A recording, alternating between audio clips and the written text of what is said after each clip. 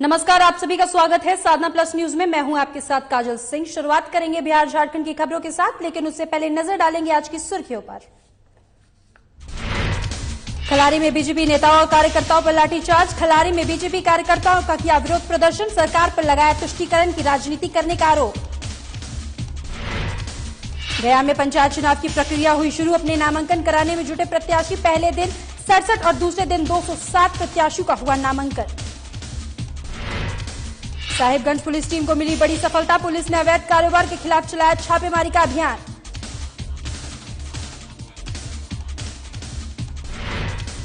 लातेहार जागरूकता सह सांस्कृतिक कार्यक्रम का हुआ आयोजन। हेसला में तेजस्विनी क्लब द्वारा किया गया आयोजन।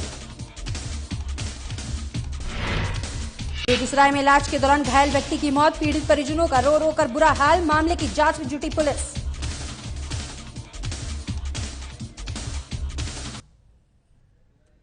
तो चलिए शुरुआत करते हैं खबरों का सिलसिला।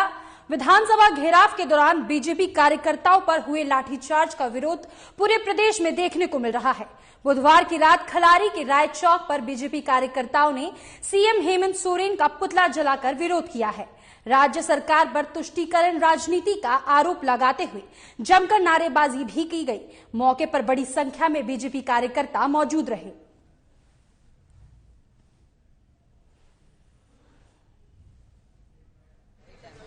विधानसभा घेराव का, उसमें जो सरकार के द्वारा, प्रशासन के द्वारा जो लाठीचार्ज किया गया वो बहुत ही निंदनीय है। लोकतंत्र का हत्या करने का काम कर रहा है हेमंत सोरेन। इसीलिए पूरे भारतीय जनता पार्टी विरोध जता रहे हैं हम लोग, ताकि यहाँ का झारखंड का मान सम्मान बच सके। विधानसभा घेराव का, उसमें जो सरकार के द्वारा, प्रशासन के द्वारा जो लाठीचार्ज किया गया वो बहुत ही निंदनीय है। लोकतंत्र का हत्या करने का काम कर रहा है हेमंत सोरेन। इसीलिए पूरे भारतीय जनता पार्टी विरोध जता रहे हैं हम लोग, ताकि यहाँ का झारखंड का मान सम्मान बच सके। वहीं विधानसभा सत्र के आखिरी दिन गुरुवार को हंगामे के बाद भी कई महत्वपूर्ण विधेयक सदन में आए। वहीं कई महत्वपूर्ण विषयों पर चर्चा भी की गई। आपको बता दें कि सत्ता पक्ष के विधायक स्टीफन मरांडी ने सदन में विधायक फंड को बढ़ाने की बात कही है। उन्होंने कहा कि महंगाई काफी बढ़ गई है, लिहाजा विधायक फंड को अब 8 करोड़ कर दिया जाए। विपक्ष के विधायकों ने भी इसका समर्थन किया है। वहीं बीजेपी विधायक बिरंची नारायण ने कहा कि निश्चित तौर पर विधायक के फंड बढ़ने चाहिए, क्योंकि अब महंगाई काफी बढ़ गई है। वहीं बीजेपी विधायक रणधीर सिंह ने भी विधायक फंड की राशि में बढ़ोतरी को समर्थन किया। हालांकि बंधु तिर्की ने कहा है कि इस बार सदन नहीं चला है तो मैं ये चाहूंगा कि विधायक की तनख्वाह भी काटी जाए और इस फंड को नहीं बढ़ाना चाहिए। जबकि विधायक दीपिका पांडे ने कहा है कि काम होना चाहिए जिस फंड से भी हो। हालांकि विधायक का फंड बढ़ाने पर विचार किया जा रहा है।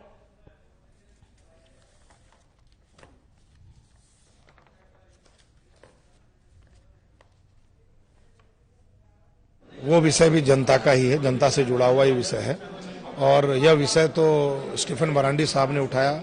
7-8 बार के विधायक हैं, सीनियर विधायक हैं, और मैं व्यक्तिगत रूप से भी मानता हूं कि विधायक मद की राशि बढ़नी चाहिए, क्योंकि लगभग 4 करोड़ रुपए की राशि में 1.25 करोड़ रुपए टैक्सेशन में, रॉयल्टी में चला जाता है। तो आम जनता अगर पहुंचती है एक चापाकल मांगने, तो वो डीसी के यहाँ नहीं जा सकती है, वो विधायक का ही दरवाजा खटखटाती है। यदि कोई पीसीसी मांगती है तो विधायक के पास ही आती है। इसलिए उस पैसे का, अगर जो भी राशि बढ़ेगी, उस पैसे का सदुपयोग होगा, उसका दुरुपयोग नहीं। विधायक निधि, आप देखो 2018 में इस राज्य में एस्टीमेट बना हुआ था 2018 का। 2018 के एस्टीमेट के आधार पर डीपीआर बनती थी, पीडब्ल्यूडी का, आरईओ का, स्पेशल डिवीजन का, सभी विभागों का। अब उसको नया रिवाइज शेड्यूल आ गया 2020-21 का। जब वहां शेड्यूल बढ़ गए तो वहां राशि बढ़ गई, ऑटोमेटिक 20-25% बढ़ गया राशि। तो जो काम उस समय 1 करोड़ में होने वाला था, वो काम अब सीधे जो है 100-1.25 करोड़ 1.5 करोड़ में होने जा रहा है। तो विधायक निधि यदि 4 करोड़ था, 6 करोड़ क्यों नहीं होना चाहिए? क्योंकि यहाँ भी जीएसटी बढ़ा है, यहाँ भी रॉयल्टी बढ़ा है, यहाँ भी गिट्टी बालू सीमेंट छड़ यहाँ भी खरीदना पड़ता है। तो अच्छी बात है। बड़ा हम तो बोलते हैं कि इस बार हाउस नहीं चला है, तनख्वाह भी कट जाना चाहिए। इसका आप समर्थन करेंगे? बिल्कुल बिल्कुल। ममता जी, आप समर्थन करेंगे? विधायक मद की राशि बढ़ाने के मामले में आपका क्या स्टैंड है? पैसा कट जाए सत्र का। सदन चला नहीं है तो ये होना चाहिए ताकि आगे इस तरह से जो देखिए अभी का समय में हम कहेंगे कि हालांकि महंगाई का जो जमाना जरूरत है, लेकिन इस बार सदन नहीं चला है, इसलिए मैं नहीं चाहूंगा कि कोई आपका विधायक मत का राशि बढ़े। हम तो चाहते हैं कि भाई इस बार हाउस भी नहीं चला है, इसलिए हम लोगों को तनख्वाह भी नहीं दिया जाना चाहिए। देखिए, हम अपने क्षेत्र में काम चाहते हैं, ये हमें ये कोई हार्ड एंड फास्ट नहीं कि विधायक निधि में ही चाहिए। अगर विभागीय मद से हमारे यहाँ कोई पेयजल को लेकर के, सड़क को लेकर के और आरईओ के माध्यम से, चाहे फिर पीएचडी के माध्यम से, पीडब्ल्यूडी के माध्यम से अगर हमारे यहाँ काम होता है, डीएमएफटी के माध्यम से हो जाए तो हमारे यहाँ काम होता है तो हम खुश हैं।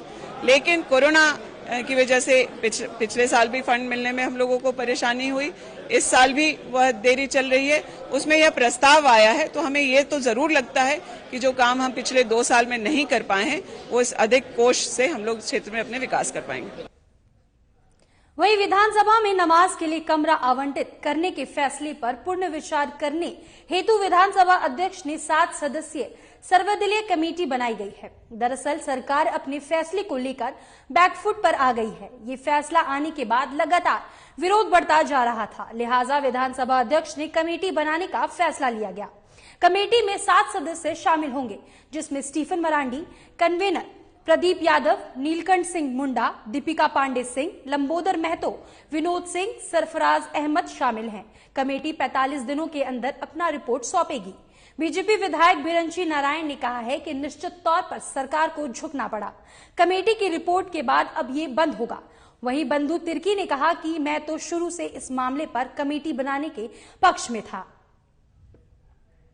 कमेटी के बारे में मैं पहले ही बोल चुका था, उसी दिन शायद आप लोग थे, कि माननीय स्पीकर महोदय को मैं आग्रह किया था कि कमेटी बना दिया जाए और इसी चलते सत्र में जो है उसको करा दिया जाए। चूंकि पूर्व की व्यवस्था थी, तो जब कमेटी बनेगी तो संचिका में तो जो चीज है उसको पता चलता है उसी में। अच्छा, वो बीजेपी क्या बोलता है नहीं बोलती है, लेकिन हमको बताइए, हम पहले दिन से इस बात पर बोल रहे हैं कि नहीं बोल रहे कमेटी गठन के बारे में, तो इसको खुद भाई खुद ही करना है। तो आप उनको पूछे कि बात तो बंधु तिर्की जी पहले से कर रहे हैं, आपका जीत हार का कहाँ पर बात है? जीत हार का क्या बात है उसमें? काश ये पहला दिन हो जाता। अगर पहले दिन मेरी आवाज सुन ली जाती, भारतीय जनता पार्टी की आवाज सुन ली जाती, तो 8 दिन तक भारतीय जनता पार्टी को इसके लिए सड़कों पर संघर्ष नहीं करना पड़ता, लगातार 4 दिनों तक सदन बाधित नहीं होता। मुझे ऐसा लगता है कि भारतीय जनता पार्टी का दबाव काम आया है और तभी कमेटी बनाने पर विचार हुई है।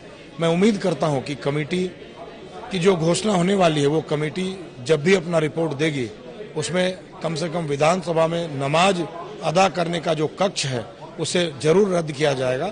भारतीय जनता पार्टी का मानना है कि यह लोकतंत्र का मंदिर है और लोकतंत्र के मंदिर में न नमाज पढ़ा जाना चाहिए, न हनुमान चालीसा। देखिए, कमेटी के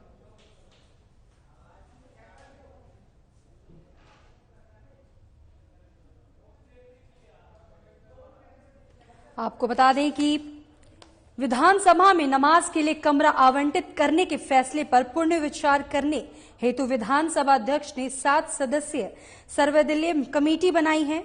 दरअसल सरकार अपने फैसले को लेकर बैकफुट पर आ गई है। तो चलिए, वक्त हो चुका है छोटे से ब्रेक का, जल्द लौटेंगे ब्रेक के बाद।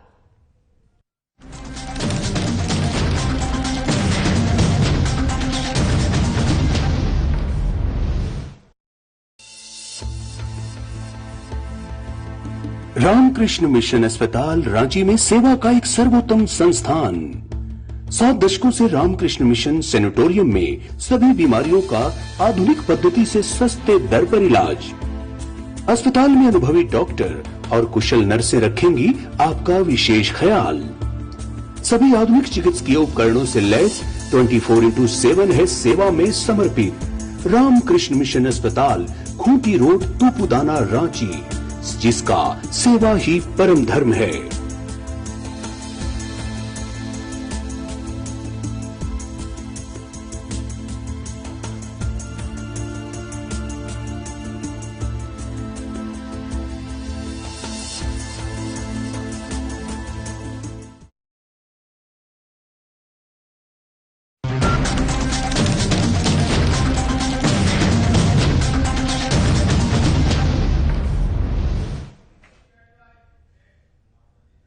ब्रेक के बाद आपका बहुत बहुत स्वागत है। तो चलिए फिर से शुरू करते हैं खबरों का सिलसिला। नेता प्रतिपक्ष तेजस्वी यादव गुरुवार को गोपालगंज पहुंचे, जहां उन्होंने बैकुंठपुर में जनसभा को संबोधित किया। इस दौरान उन्होंने सरकार पर जमकर हमला बोला।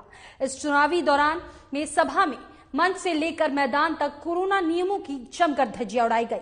तेजस्वी ने कहा कि वर्तमान सरकार पर अफसरशाही हावी है। यहां आम जनता को तो छोड़िए, मंत्री तक को अधिकारी कोई वैल्यू नहीं देते हैं। मंत्री की भी बातों को अधिकारी गंभीरता से नहीं लेते।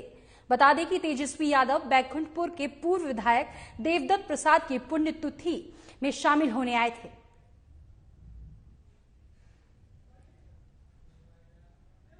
कहीं किसी न किसी अदालत में इंसान तो मिलना ही,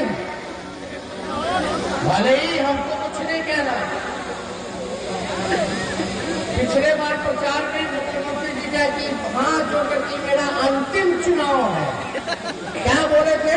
अंतिम चुनाव है, मेरा अंतिम चुनाव है, इस चुनाव आपकी चुनाव है। वहीं बांका जिले बोंसी के सिंगेश्वरी गांव के ग्रामीण कार्य मंत्री जयंतराज के पिता पूर्व विधायक जनार्दन मांझी के निधन पर मुख्यमंत्री नीतीश कुमार श्रद्धा सुमन अर्पित करने पहुंचे, जहां उन्होंने दिवंगत पूर्व विधायक जनार्दन मांझी के चित्र पर पुष्पांजलि अर्पित किया। बता दें कि पूर्व विधायक जनार्दन मांझी का निधन पिछले 20 जुलाई को पटना में इलाज के दौरान हो गया था। इस दौरान मुख्यमंत्री नीतीश कुमार ने ग्रामीण कार्य मंत्री जयंतराज और दिवंगत विधायक की पत्नी सहित उनके परिवार वालों से मिलकर शोक संवेदना व्यक्त की।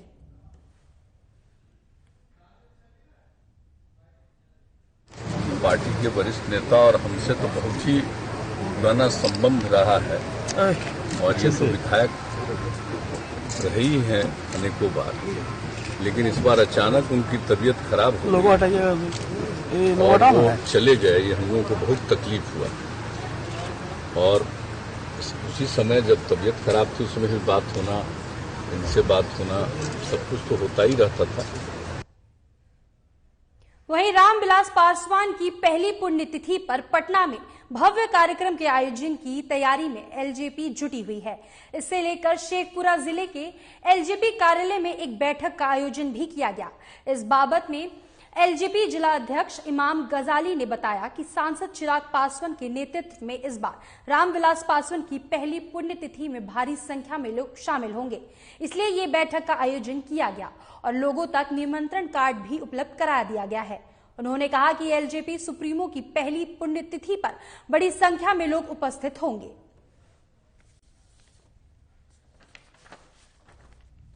जो बैठक हुई है हमारी 12 तारीख को, हमारे अभिभावक, हमारे लोकसभा के संस्थापक और जन जन के नेता जिलों की धड़कन, उनका पहली बरखी मनाया जा रहा है पटना में।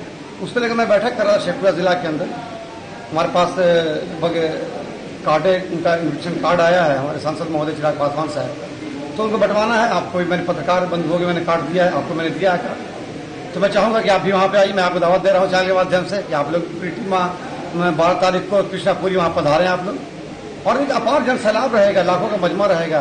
और हमारे चिराग पासवान एक ऐसे नेता वो हर जगह जा रहे हैं, विपक्ष, आप सारे विपक्ष के पास जा रहे हैं। उनका जो उनकी सोच है वो अलग तरह की सोच है।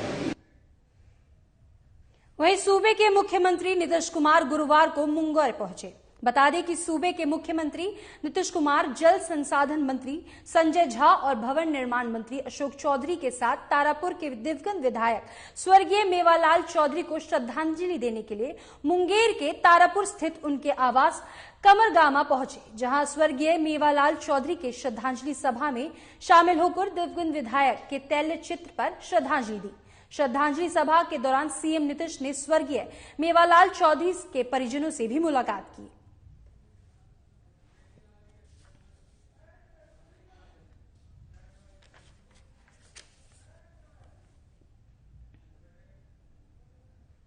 वहीं बीजेपी द्वारा विधानसभा में एक धर्म विशेष को कमरा आवंटित किए जाने पर विधानसभा का घेराव किया गया, जिसके बाद बीजेपी कार्यकर्ताओं के साथ हुए बर्बरतापूर्ण व्यवहार को लेकर बीजेपी कार्यकर्ताओं में खासा आक्रोश है, जिसके विरोध में आज भारतीय जनता पार्टी झारखंड प्रदेश के आह्वान पर पश्चिम सिंह भूमि में बीजेपी कार्यकर्ता काला बिल्ला लगाकर इस घटना का विरोध कर रहे हैं। आपको बता दें, कार्यकर्ताओं ने जैन मार्केट चौक में एकत्रित होकर झारखंड सरकार के खिलाफ जमकर नारेबाजी की। वहीं इस विरोध प्रदर्शन में पूर्व अल्पसंख्यक आयोग प्रदेश उपाध्यक्ष अशोक सारंगी समेत अनेक कार्यकर्ता मौजूद रहे।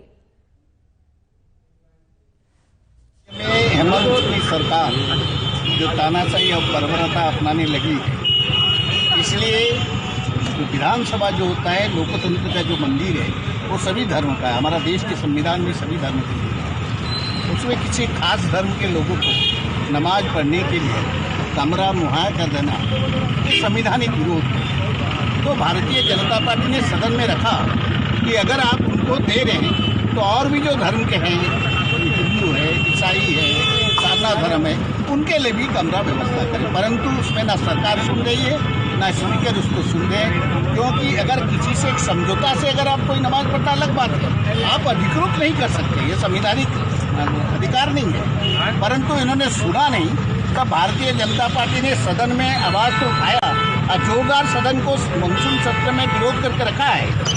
अब आज जनता की काम नहीं हो पा रही है, सरकार की लापरवाही और सरकार की तानाशाही के कारण।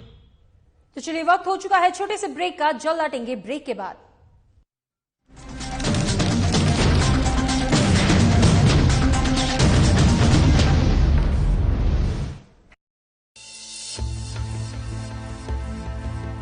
रामकृष्ण मिशन अस्पताल रांची में सेवा का एक सर्वोत्तम संस्थान। 7 दशकों से रामकृष्ण मिशन सैनिटोरियम में सभी बीमारियों का आधुनिक पद्धति से सस्ते दर पर इलाज। अस्पताल में अनुभवी डॉक्टर और कुशल नर्सें रखेंगी आपका विशेष ख्याल। सभी आधुनिक चिकित्सकीय उपकरणों से लैस 24/7 है सेवा में समर्पित रामकृष्ण मिशन अस्पताल, खूंटी रोड, तूपुदाना, रांची, जिसका सेवा ही परम धर्म है।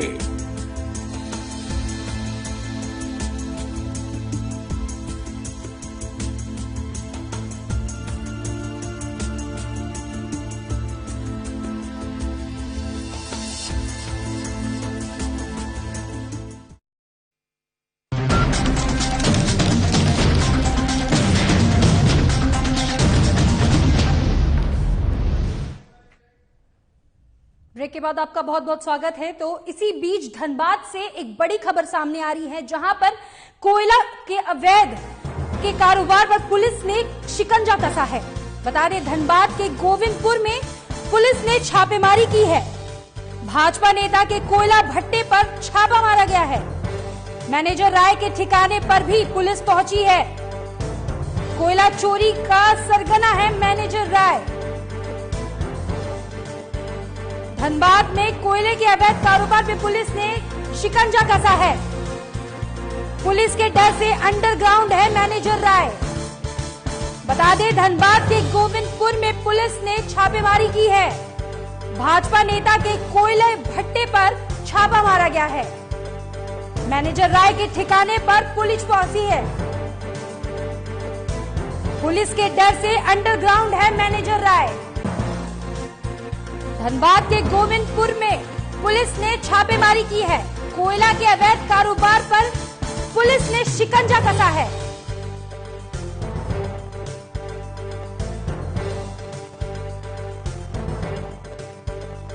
वहीं इस खबर पर ज्यादा जानकारी के लिए धनबाद से हमारे संवाददाता संदीप सिंह जुड़ चुके हैं। तो संदीप जी, बताइए क्या है पूरा मामला? काजल, सबसे पहले बता दें कि ये छापेमारी जो है मैनेजर राय के ठिकाने पर हुई है। गोविंदपुर इलाके में महामाया फ्यूल्स नाम का एक उनका कोक प्लांट है, अपना भट्टा है कोयले का। वहीं पर पुलिस और खनन विभाग की टीम ने संयुक्त छापेमारी की है। अभी तक जो सोर्स हमारे बताया ये जा रहा है कि डीसी के निर्देश पर खनन विभाग की टीम ने वहां छापेमारी की। जानकारी मिलने के बाद स्थानीय पुलिस भी दल बल के साथ वहां पहुंची और फिलहाल अभी भी छापेमारी जारी है। लेकिन क्या कुछ बरामद हुआ है, कितना कोयला बरामद हुआ है, किसी की गिरफ्तारी हुई है या नहीं हुई है, इस बारे में अभी इंतजार किया जा रहा है कि पुलिस या खनन विभाग की तरफ से अपडेट जैसा आएगा तो फिर बताया जाएगा। लेकिन सबसे बड़ी बात काजल, अपने दर्शकों को यहाँ ये समझा दें कि जहाँ छापेमारी हुई है, जिस ठिकाने पे छापेमारी हुई है, उसका जो मालिक है, ऑनर है महामाया फ्यूल्स का, वो मैनेजर राय है। तो सवाल ये कि मैनेजर राय है कौन?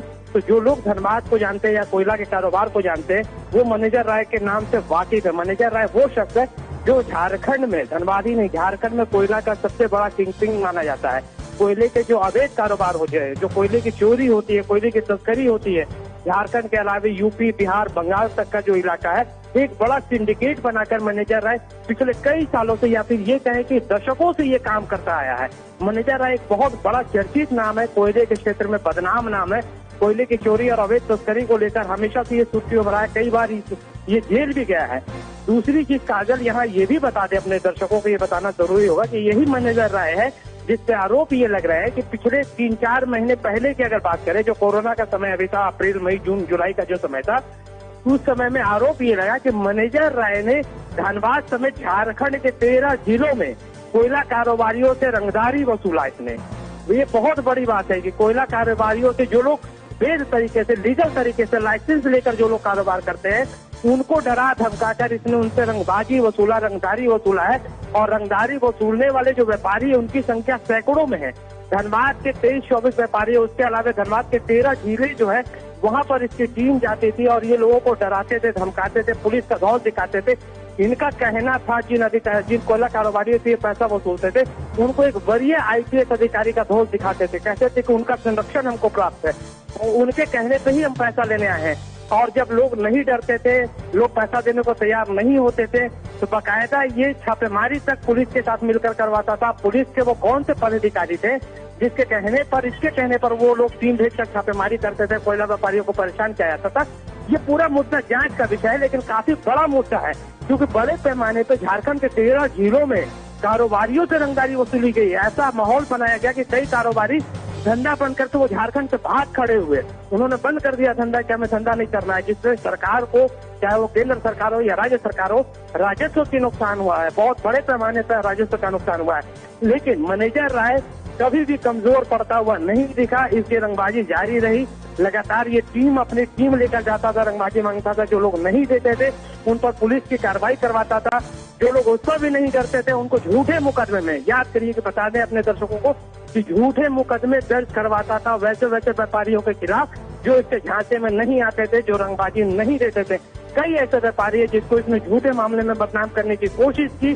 सरकार से लेकर प्रशासन और पुलिस विभाग तक में ये लिखा पढ़ी करता था, फर्जी कागजात, फर्जी दस्तावेज के जरिए फर्जी आरोप लगाए जाते थे इसके तरफ से। इसका बाकायदा एक सिंडिकेट मैनेजर राय का काम करता है पूरे झारखंड के कोयला क्षेत्र जो है, कोयलांचल का जो इलाका है, और खास करके धनबाद कोयलांचल हो जाए या फिर हम संथाल परगना की बात कर रहे हैं, वहाँ पर बहुत बड़ा एक रैकेट ये चलाता है कोयला चोरी का। बंगाल, बिहार, झारखंड, उत्तर प्रदेश के कई थानों में मैनेजर राय पर कई मामले दर्ज है, कई बार ये जेल जा चुका है, ये एक बदनाम नाम है। सबसे बड़ा सवाल है कि संदीप जी माफ कीजिएगा, बीच में रोकूंगी। जैसे कि इसमें सूचना मिल रही है कि खनन विभाग के कुछ अधिकारी भी इसमें शामिल है, क्योंकि कहीं ना कहीं इसकी भी सूचना मिल रही है इस मामले में। इससे इनकार नहीं किया जा सकता है क्योंकि ये कोई नया मामला नहीं है। मैनेजर राय पिछले कई दशकों से कोयला का सिंडिकेट चलाता रहा है, अवैध कारोबार करता रहा है। कई बार प्रशासन को ये गुत्थेट में लेकर मैनेज कर कारोबार करता था, कई बार बिना प्रशासन की सूचना को ही ये इलीगल माइनिंग शुरू कर दिया करता था।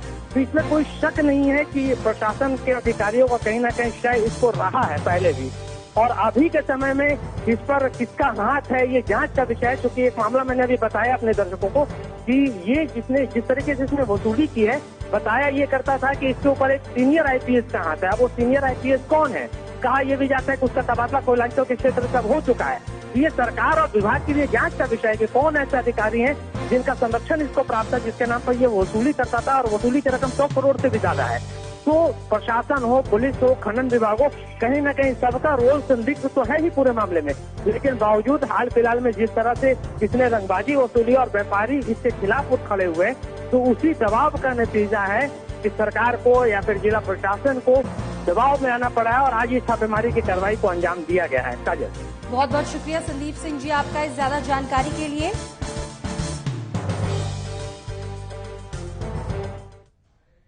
तो चलिए बढ़ते हैं खबरों के आगे।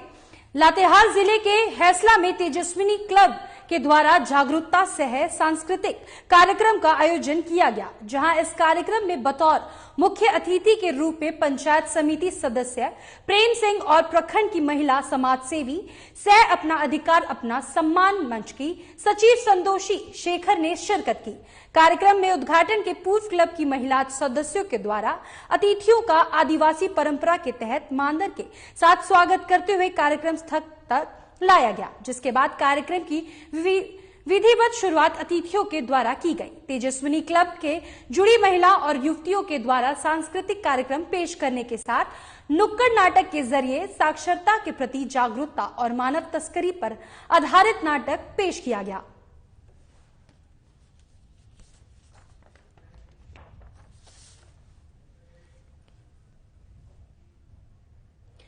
वहीं मधुबनी जिले के लोकही थानाध्यक्ष रामचंद्र चौपाल ने अपने कार्यकाल में अपने आम जनता के बीच कुछ छाप ऐसा छोड़ दिया है कि उनके तबादले के बाद आम लोगों की आंखें बेहद नम हो गई। अब आइए जरा देखिए इस वीडियो में कि किस तरह से लोकही थाना के पूर्व थानाध्यक्ष रामचंद्र चौपाल की विदाई किया गया।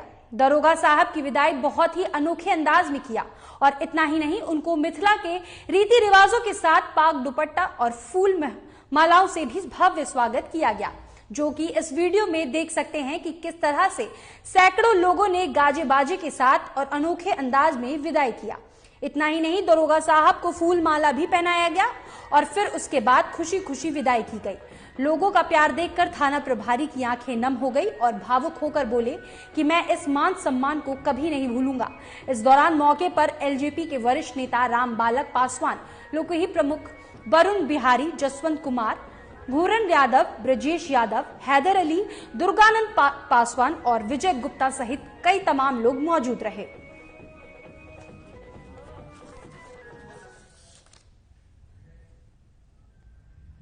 वहीं साहिबगंज पुलिस ने शहर में अवैध रूप से चल रहे लॉटरी के कारोबार को बंद करने के लिए छापेमारी अभियान चला रही है। इस कड़ी में मोबाइल टाइगर के जवानों ने नगर थाना क्षेत्र में हरिपुर नारायण कॉलोनी स्थित एक घर पर देर शाम छापेमारी की। वहीं दौरान टीम को मौके से लॉटरी से भरा एक थैला, नगद रुपए समेत 3 लड़कों को भी पकड़ने में सफलता मिली है। वहीं तीनों लड़कों को नगर थाना पुलिस अपने साथ कस्टडी में लेते हुए थाने में ले गई, जिसके बाद से शहर के लॉटरी माफियों में हड़कंप मचा हुआ है। बता दें कि साहिबगंज पुलिस ने शहर में अवैध रूप से चल रहे लॉटरी के कारोबार को बंद करने के लिए छापेमारी अभियान चला रही है। इसी कड़ी में मोबाइल टाइगर के जवानों ने नगर थाना क्षेत्र के हरिपुर नारायण कॉलोनी स्थित एक घर पर देर शाम छापेमारी की। फिलहाल के लिए बिहार झारखंड की खबरों में सिर्फ इतना ही। आगे की खबरों के लिए आप देखते रहिए साधना प्लस न्यूज। नमस्कार।